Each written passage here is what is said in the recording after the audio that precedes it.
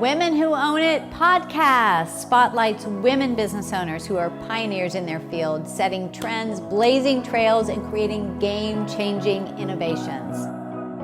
Brought to you by WeBank, the largest certifier of women-owned businesses in the U.S. and a leading advocate for women business owners and entrepreneurs. And me, Allison Maslan. I've been a business owner for the last 35 years. I'm the Wall Street Journal best-selling author of the book, Scale or Fail. So join our bold community of women who built it, grew it, and own it. I'll see you on the show.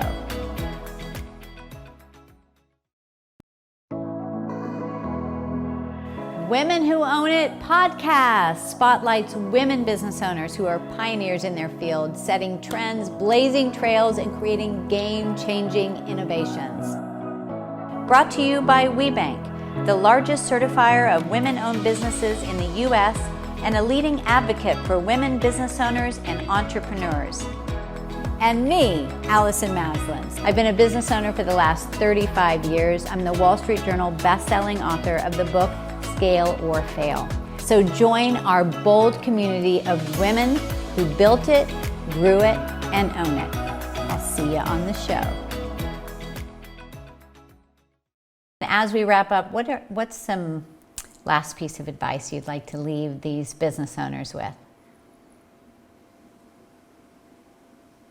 Gosh, I think just a reminder that we always have to be our own best advocate. There will be endless pushback to what we do, whether it's the market, whether it's our family and friends that don't get it, whether it's the bank, it's investors, it's clients. Yes, we should be open to feedback. And if we get consistent feedback, thinking about, how we can incorporate that.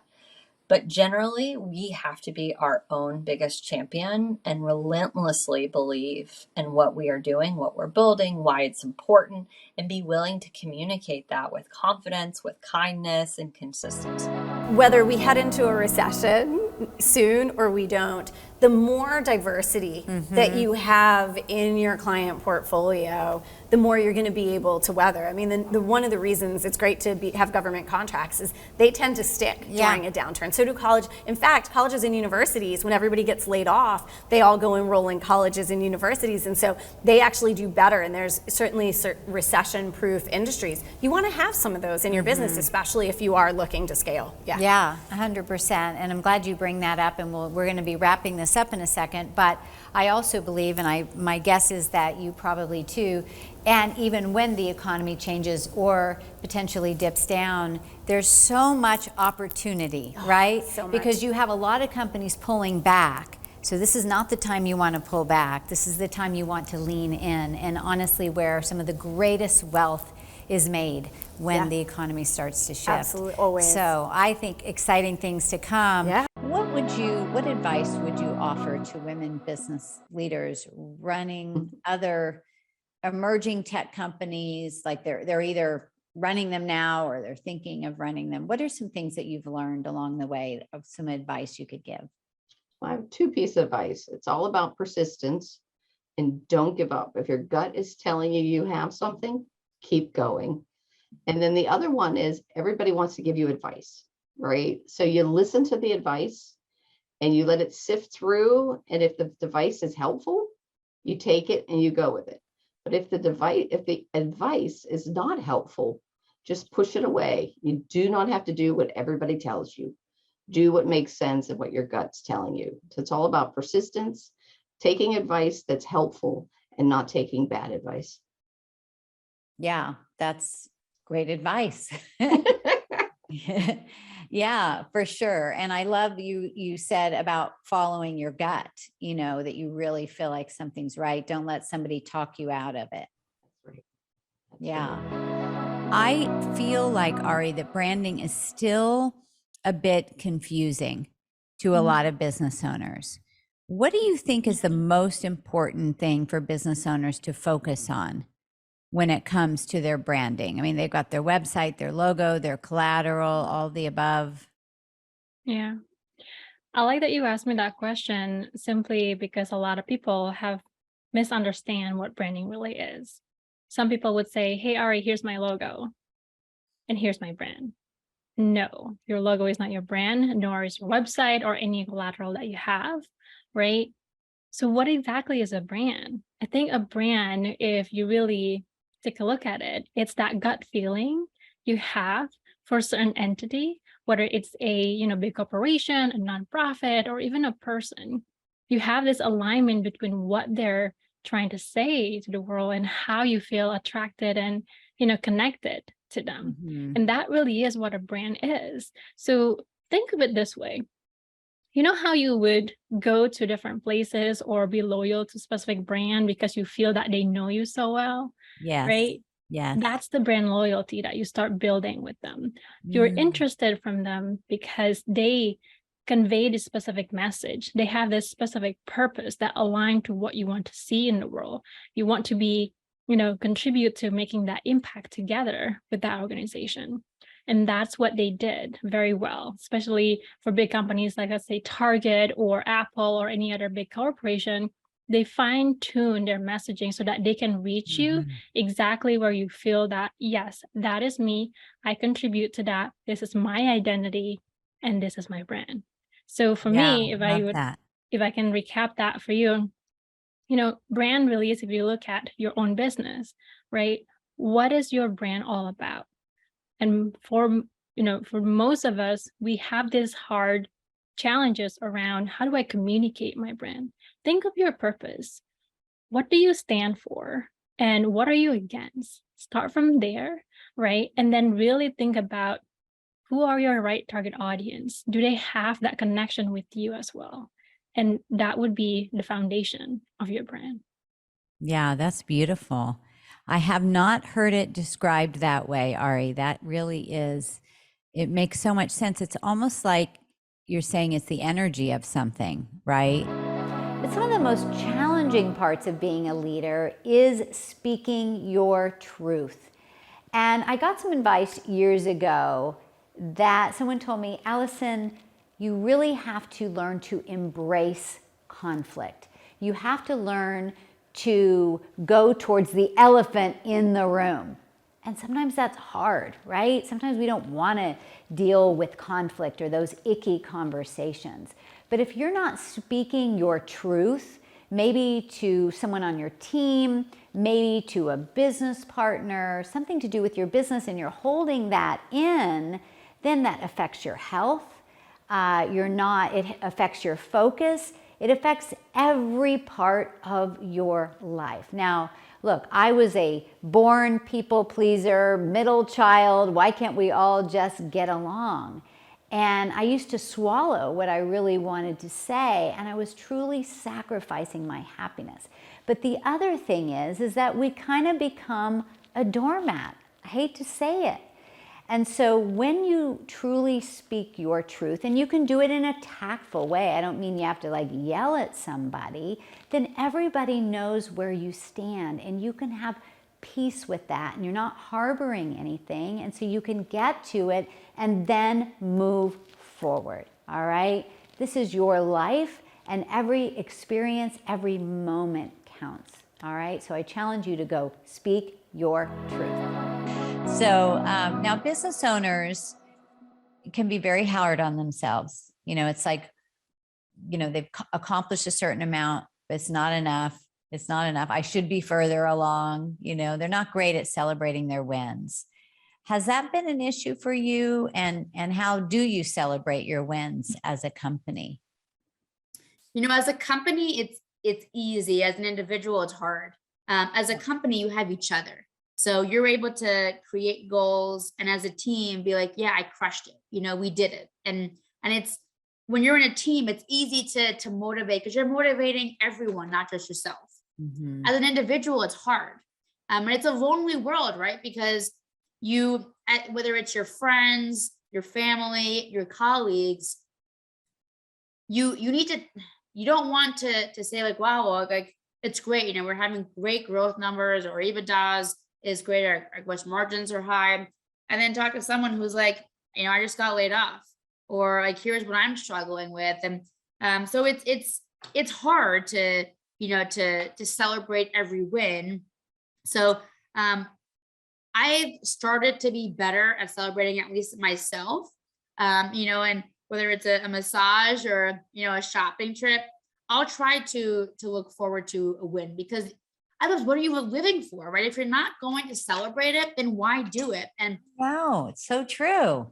yeah, and I love to win. I think that I was talking to my husband yesterday, because we have my oldest daughter, who's 6, she's just like me. Like, you give her any project and all she wants to do is win.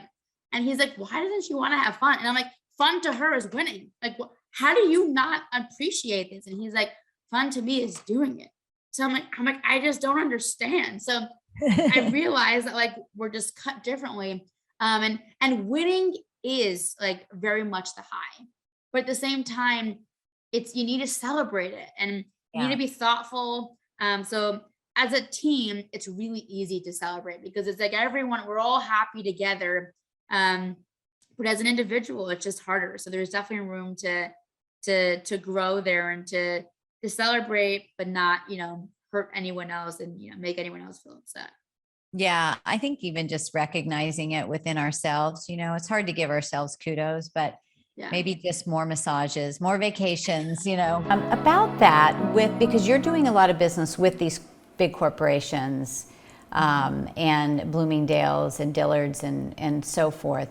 For those business women that are listening and they're like, I want to do business with those types of corporations, are there any tips that you can share, or what has been helpful for you to break through, when you were a new business and just beginning to build those connections?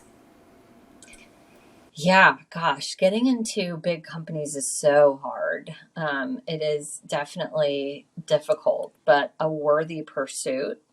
Again, if that aligns with like those key focus areas we talked about earlier in the conversation. As far as how to get in front of them, I think a lot of our early clients I sought via networking. So I really combed through my LinkedIn, and I would message people and say, hey, Allison, I know you work in a totally different part of X Fortune 500, but would you be willing to forward my email describing what I do very clearly? So I'm a huge fan, by the way, on what are called forwardable emails. Forwardable emails are, I describe what I would like to say to the person that I want you to connect me to. So I say, dear Kelly, my name is Jane. I run a company like this. Here are 3 bullet points. The email is short, it is to the point, and it links to key resources that will help Kelly learn about me and decide if she wants to meet with me or not. So it's not a long sort of soliloquy about what I'm doing and why she has to talk to me. It's like, here's who I am, here's what I do. Easy for her to process and be like, yes, I'm interested. No, I'm not interested. So I send that part of the email to you, Allison, that says, dear Allison, please see below my note to Kelly. I so appreciate it. And you're able to simply forward my note on to Kelly.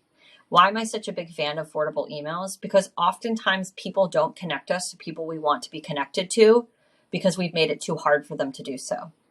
We haven't succinctly explained who we are, what we do, and what our ask is. You're not going to connect me to Kelly, the proverbial Kelly that we've now invented, if I can't clearly articulate to you why I want to talk to Kelly, because Kelly is a busy woman. She doesn't have time to just chit chat with me. So thinking clearly about what is the ask. If I reach out to you and see if you're willing to even make that introduction, you have to opt in. I cannot assume that you're okay making that introduction. There's no assumption that someone will introduce you to anybody. So I have to ask you to opt in. You very likely might ask Kelly if she's going to opt in to being connected, and then you're going to forward on my email. And making it as easy as possible for people who know people to introduce you as a new business is so, so critical, because we have to remove every barrier to make it easy for them to pick up the phone and call you. That means you work on their schedule. You don't say, well, here are 3 times that work for me. Well, nobody cares about you or your schedule. You're working on their schedule. You're trying to get on their calendar. So make it easy in the intro. Make it easy to connect with you. You work on their schedule. You go to them. You work on their calendar. Remove every barrier you possibly can to get in front of them or get on a Zoom with them. And that's how you can get some of those initial conversations going. That is such great advice. Honestly, I have not heard it described that way in a forwarded email. It's kind of like, you know, how the telephone game, and then because you're relying on somebody else to describe you, right? And then they're not going to say it as well as you, obviously. Now, are you asking them first? Are you saying, would you mind forwarding this? And then if they say yes, forward it to them? Or do you send it to them and say, hey, would you mind forwarding this on? Usually I get an opt-in. So let's say, Allison, you and I are friends and you work at, Fortune 100 company. I message you and say, Allison, I'm really interested in talking to Kelly about the consulting services we're offering on DEI. Would you be willing to forward an email from me to her to see if she's open to a conversation? You could say, nope, Kelly and I are mortal enemies. I cannot make that introduction. Or you could say, which, can happen. Or you could say, absolutely, Kelly and I walk to work every day. I would love to. And I say, great. So then I send you a separate email with the subject line, Kelly's email about Jane's DEI company. Dear Allison, thank you so much for offering to share this email. I really appreciate it. Below that is, Dear Kelly, my name is Jane, blah, blah, blah, blah, blah. Short pitch about why I want to talk to them and how I can, how we can continue the conversation. Now, as you scale a business, having a great team, as you know, is critical. What have been some of your biggest lessons around hiring and leading a great team? Oh, wow. We've had very many adventures with this. I think for me, again, it's really being authentic with your people. Know that you're there. They have so many choices to work with anyone they want. And, coming from the Bay Area, especially, I feel that very deeply. There's so much talent here, but there's also so many great companies in the Bay Area that offer, more pay, more benefits, more everything than a small company like mine can offer. But I do think that, I have a wonderful team, and I realize that, these people are not here because of the money. They're here because they love the product, they love what we stand for, and, they love how, as a small team, we really gel together because we are aligned on our vision. And we want to see the company succeed. And so for me, I really think of each of them as being a pillar of the company, and they give so much to this brand, and they work hard, and I want to be able to reciprocate in some way. So even if it's not through monetary compensation, it's something else, like what do you, I try to ask them questions like, what's important to you? What can we do? And my team is made up mostly of women. And the number one thing that they all tell me is I need flexibility in my work schedule. I need to be able to work whenever I can. And it's not 9 to 5. And so we work it out. It's, I've been a remote company for a long time, way before the pandemic. And we've managed to make it work with everyone across different time zones. And I think it's because we are all pretty honest with each other about our needs, about how we can serve each other. And I'd like to think that, that's a big part of why things work well here as a team. Because here you are 25 years in and you're still so passionate and so motivated. I think a lot of business owners get burned out. What keeps you excited and motivated in your business? I think the technology, right? I'm very passionate about what I do.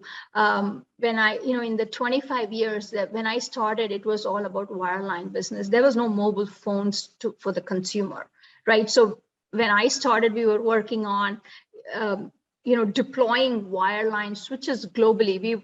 we were working in 18 countries in the first 2 years of being in business. And that's not something we had planned for, but it was just sheer hard work and, aligning with what your customer wants and just doing whatever it takes, because you don't want to be replaced, right? I mean, I think as business owners, we all have that fear of, not wanting to not meet or exceed your customer expectations. So I think coming from there, I've been part of this innovation and evolution of the telecom industry. So I've done everything from 2G, the flip phones, 3G, where the data came in, and then 4G, where we are now, and then the upcoming 5G and the innovations that are going to come with 5G. So for example, even as a consumer, I get excited, both as a driver and consumer, because I work behind the networks and I also get to enjoy being able to use those innovations. For example, when 4G came, there was no Uber and Airbnb, so these were apps that came out of 4G. And now they're saying with 5G, there's so much more that's going to benefit the mankind, right? And society as a whole. It's going to get better for us. For example, people are talking about autonomous driving. So it was one of these seminars where they were saying, the highways, cars are like guns on highways. So they kill more people than guns. And if you can automate like what we have today, autonomous driving, intelligent driving.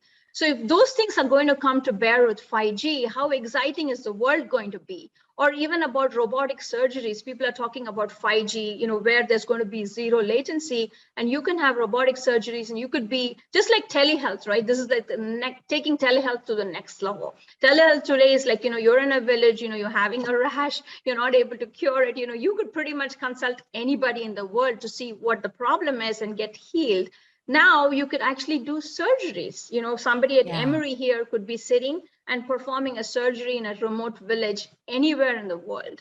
So I'm just excited about, what is to come, right? And I think it's the industry and my customers. I mean, I get my energy from my customers, and I get energy from my team, and of course, energy from my kids. I have 2 young, fresh graduates who are working in the industry, and I feel like I get my ideas and inspiration from them every day. And of course, the students that I work with on the entrepreneurial program, I mean, I just love it. I mean, I think this generation is probably the best generation ever, because like I said, they talk about impact, they talk about giving. Amalia, you would like to leave with our businesswomen listeners today? I'll say, don't give up. It takes time. It doesn't happen overnight. Be patient, be consistent, be out there, become visible, and raise your hand often, and reach out to people, connect with as many key people that you can, because that is how your business is going to start to grow. And eventually it will become a natural thing to do, and you'll start to love it. And you have shared a little bit about it, but what else have you utilized your WeBank certification for as support for your business growth? Sure. Well, I'm sure a couple of the WeBank listeners might have heard me talk about this before, but my very first conference at a WeBank national event, I met a gal who was selling gluten-free baked goods. That was her business. And, we got to chatting, and I said, oh, well, this is my company, we're just starting off, but, we really want to break into the hotel market, and we have the supply chain to do so. We're so ready. She goes, oh, I know so-and-so over at Marriott. Come on, I'll introduce you. So just like I said, these connections come from all over at all different angles. I had no idea this girl I was chatting with knew one of the supplier diversity managers at Marriott International. And I just thought she was cool. So we became friends, and then that's how it happened, So that's just one example I like to tell is you just never know who you're going to meet through WeBank. And it's always every conference something surprises me. Yeah, well, I think that's kind of the theme here today, really, is that building those relationships, Mm-hmm. you know, and showing up. And I know WeBank offers so much in the way of support, whether right Yes. now we're virtual, but even virtually, just so many networking opportunities. I received something today, even as an Yeah. email from them. So for those of you that are listening, get involved as much as you can. Yes.